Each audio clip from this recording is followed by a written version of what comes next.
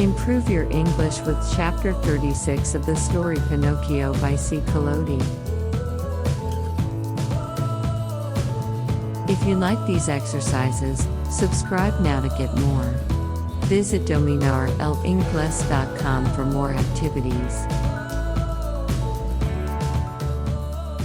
Keep in mind the translation is not exact. It has been modified to sound better in Spanish. Let's begin the reading. Empecemos la lectura. Chapter 36. Pinocchio finally ceases to be a marionette and becomes a boy. "My dear father, we are saved," cried the marionette. "All we have to do now is to get to the shore, and that is easy." Without another word, he swam swiftly away in an effort to reach land as soon as possible. All at once he noticed that Geppetto was shivering and shaking as if with a high fever. Was he shivering from fear or from cold? Who knows? Perhaps a little of both. But Pinocchio, thinking his father was frightened, tried to comfort him by saying, "Courage, father. In a few moments we shall be safe on land." "But where is that blessed shore?" asked the little old man, more and more worried as he tried to pierce the faraway shadows. "Here I am searching on all sides and I see nothing but sea and sky." "I see the shore," said the marionette. "Remember, father, that I am like a cat. I see better at night than by day." Poor Pinocchio pretended to be peaceful and contented, but he was far from that. He was beginning to feel discouraged, his strength was leaving him, and his breathing was becoming more and more labored. He felt he could not go on much longer, and the shore was still far away. He swam a few more strokes. Then he turned to Geppetto and cried out weakly, "Help me, father! Help, for I am dying." Father and son were really about to drown when they heard a voice like a guitar out of tune call from the sea. "What is the trouble?" "It is I and my poor father." "I know the voice. You are Pinocchio." "Exactly. And you?" "I am the tunny, your companion in the shark's stomach." "And how did you escape?" "I imitated your example. You are the one who showed me the way, and after you went, I followed." "Tunny, you arrived at the right moment. I implore you, for the love you bear your children, the little tunnies, to help us, or we are lost." "With great pleasure indeed. Hang on to my tail, both of you, and let me lead you. In a twinkling you will be safe on land." Geppetto and Pinocchio, as you can easily imagine, did not refuse the invitation. Indeed, instead of hanging onto the tail, they thought it better to climb on the tunny's back. "Are we too heavy?" asked Pinocchio. "Heavy? Not in the least. You are as light as seashells," answered the tunny, who was as large as a 2-year-old horse. As soon as they reached the shore, Pinocchio was the first to jump to the ground to help his old father. Then he turned to the fish and said to him, "Dear friend, you have saved my father, and I have not enough words with which to thank you. Allow me to embrace you as a sign of my eternal gratitude." The tunny stuck his nose out of the water and Pinocchio knelt on the sand and kissed him most affectionately on his cheek. At this warm greeting, the poor tunny, who was not used to such tenderness, wept like a child. He felt so embarrassed and ashamed that he turned quickly, plunged into the sea, and disappeared. In the meantime, day had dawned. Pinocchio offered his arm to Geppetto, who was so weak he could hardly stand, and said to him, Lean on my arm, dear father, and let us go. We will walk very, very slowly, and if we feel tired we can rest by the wayside. And where are we going? Asked Geppetto. To look for a house or a hut, where they will be kind enough to give us a bite of bread and a bit of straw to sleep on. They had not taken 100 steps when they saw two rough-looking individuals sitting on a stone begging for alms. It was the fox and the cat, but one could hardly recognize them, they looked so miserable. The cat, after pretending to be blind for so many years, had really lost the sight of both eyes. And the fox, old, thin, and almost hairless, had even lost his tail. That sly thief had fallen into deepest poverty, and one day he had been forced to sell his beautiful tail for a bite to eat. "Oh, Pinocchio," he cried in a tearful voice. "Give us some alms, we beg of you. We are old, tired, and sick." "Sick," repeated the cat. "Addio, false friends," answered the marionette. "You cheated me once, but you will never catch me again. Believe us. Today we are truly poor and starving." "Starving," repeated the cat. "If you are poor, you deserve it. Remember the old proverb which says, 'Stolen money never bears fruit.' Addio, false friends. Have mercy on us. On us. Addio, false friends. Remember the old proverb which says, 'Bad wheat always makes poor bread.' Do not abandon us." "Abandon us," repeated the cat. "Addio, false friends. Remember the old proverb, 'Whoever steals his neighbor's shirt usually dies without his own.'" Waving goodbye to them, Pinocchio and Geppetto calmly went on their way. After a few more steps, they saw, at the end of a long road near a clump of trees, a tiny cottage built of straw. "Someone must live in that little hut," said Pinocchio. "Let us see for ourselves." They went and knocked at the door. "Who is it?" said a little voice from within. "A poor father and a poorer son, without food and with no roof to cover them," answered the marionette. "Turn the key and the door will open," said the same little voice. Pinocchio turned the key and the door opened. As soon as they went in, they looked here and there and everywhere but saw no one.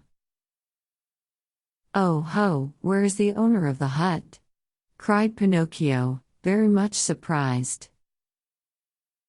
"Here I am, up here." Father and son looked up to the ceiling, and there on a beam sat the talking cricket. "Oh, my dear cricket," said Pinocchio, bowing politely. "Oh, now you call me your dear cricket, but do you remember when you threw your hammer at me to kill me?"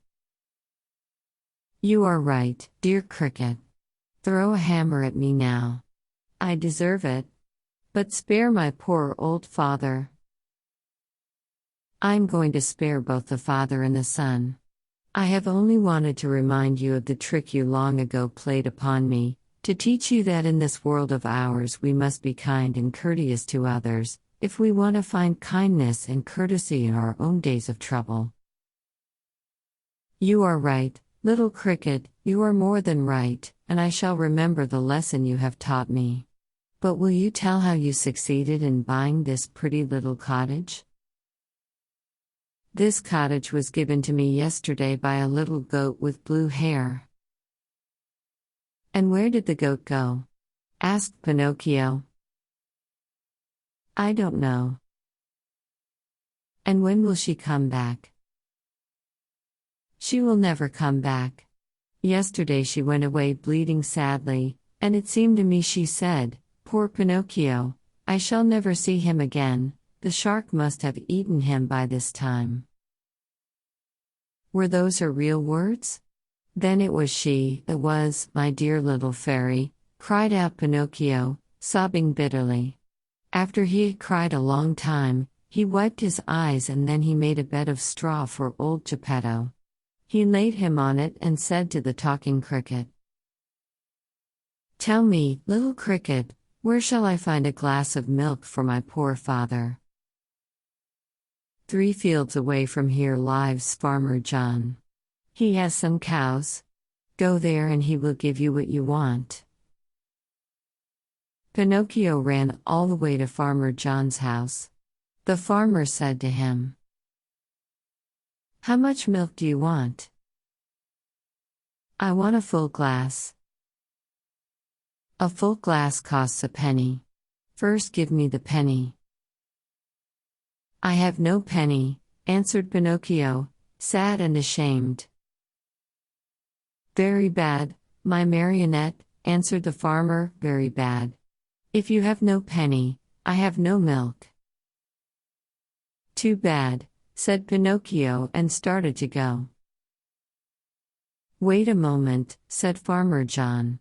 "Perhaps we can come to terms. Do you know how to draw water from a well?" "I can try." "Then go to that well you see yonder and draw 100 bucketfuls of water." "Very well. After you have finished, I shall give you a glass of warm sweet milk." "I am satisfied." Farmer John took the marionette to the well and showed him how to draw the water. Pinocchio set to work as well as he knew how, but long before he had pulled up the 100 buckets, he was tired out and dripping with perspiration. He had never worked so hard in his life. "Until today," said the farmer, "my donkey has drawn the water for me, but now that poor animal is dying." "Will you take me to see him?" said Pinocchio. "Gladly." As soon as Pinocchio went into the stable, he spied a little donkey lying on a bed of straw in the corner of the stable. He was worn out from hunger and too much work. After looking at him a long time, he said to himself, "I know that donkey. I have seen him before." And bending low over him, he asked, "Who are you?" At this question, the donkey opened weary, dying eyes and answered in the same tongue, "I am Lampwick." Then he closed his eyes and died.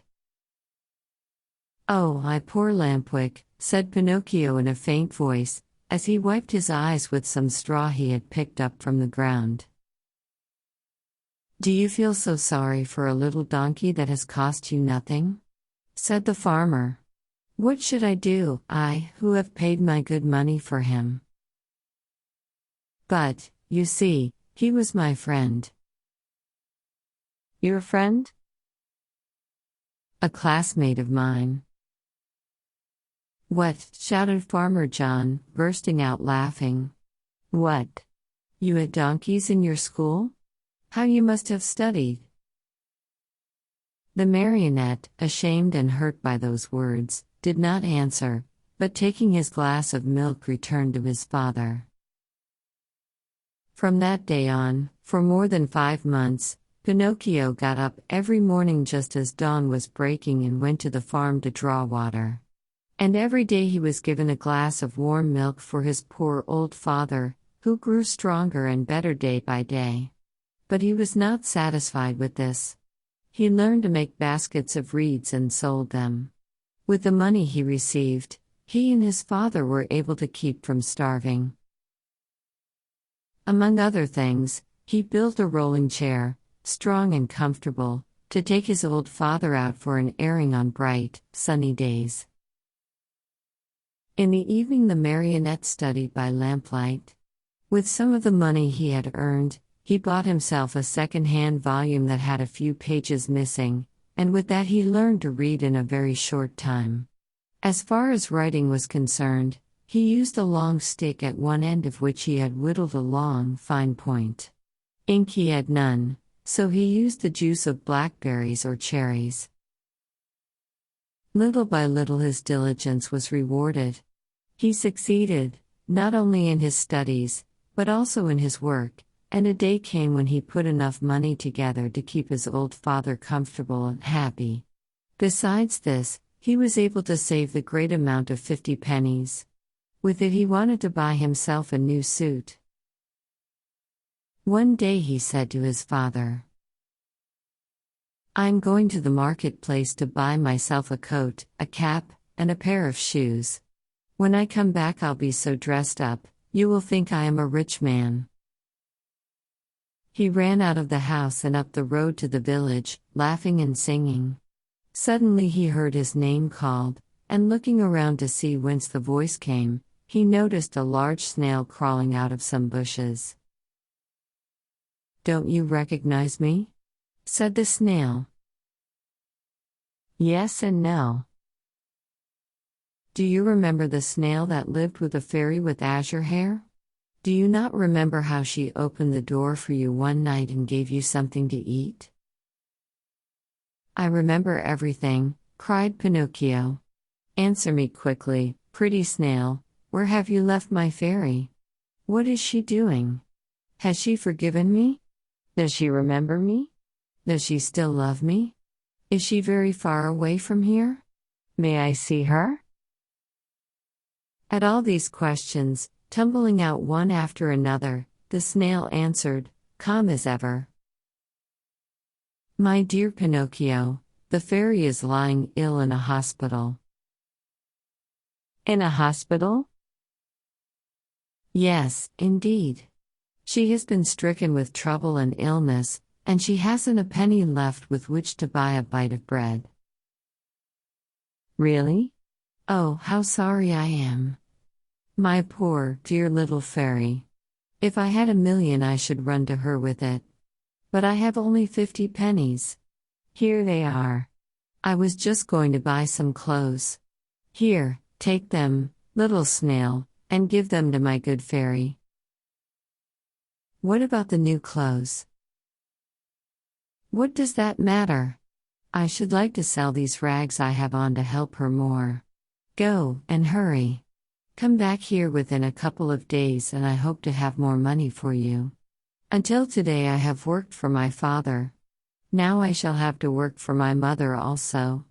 Goodbye, and I hope to see you soon." The snail, much against her usual habit, began to run like a lizard under a summer sun. When Pinocchio returned home, his father asked him, "And where is the new suit?" "I couldn't find one to fit me. I shall have to look again some other day." That night, Pinocchio, instead of going to bed at 10 o'clock, waited until midnight, and instead of making 8 baskets, he made 16. After that he went to bed and fell asleep. As he slept, he dreamed of his fairy, beautiful, smiling, and happy, who kissed him and said to him, "Bravo, Pinocchio! In reward for your kind heart, I forgive you for all your old mischief.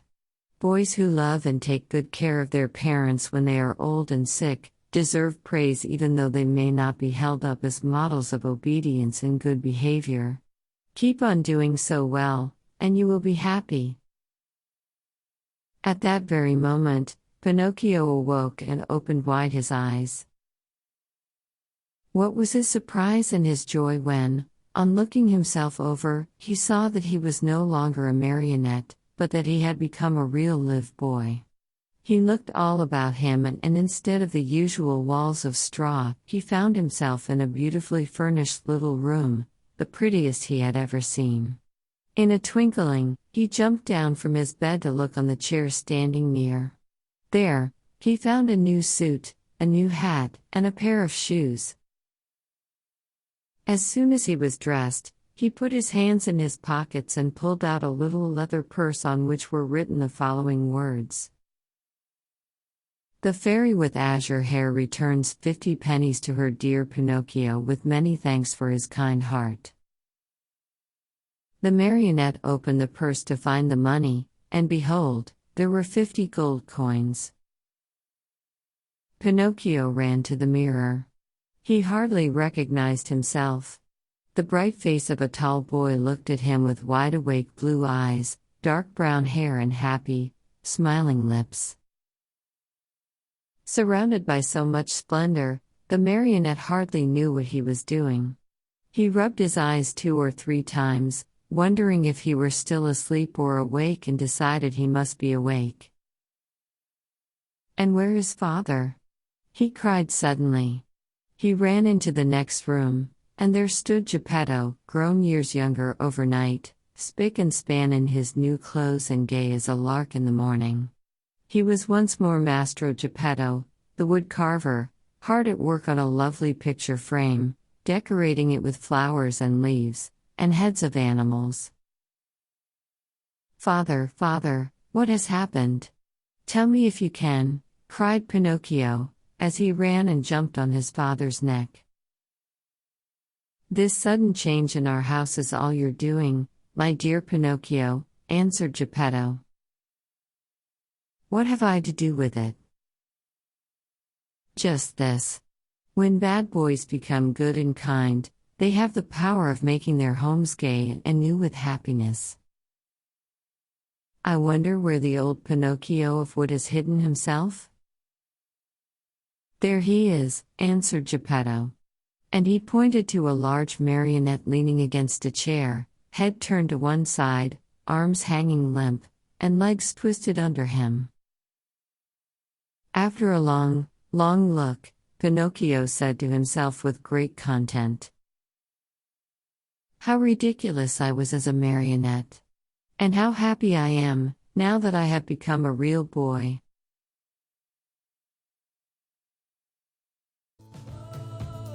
¿Te han gustado los ejercicios? Dale a like y suscríbete para no perderte los siguientes videos. También dinos en los comentarios qué tipos de ejercicios quieres ver. Visita dominarenlinglés.com para muchas más lecciones, ejercicios y juegos para aprender inglés.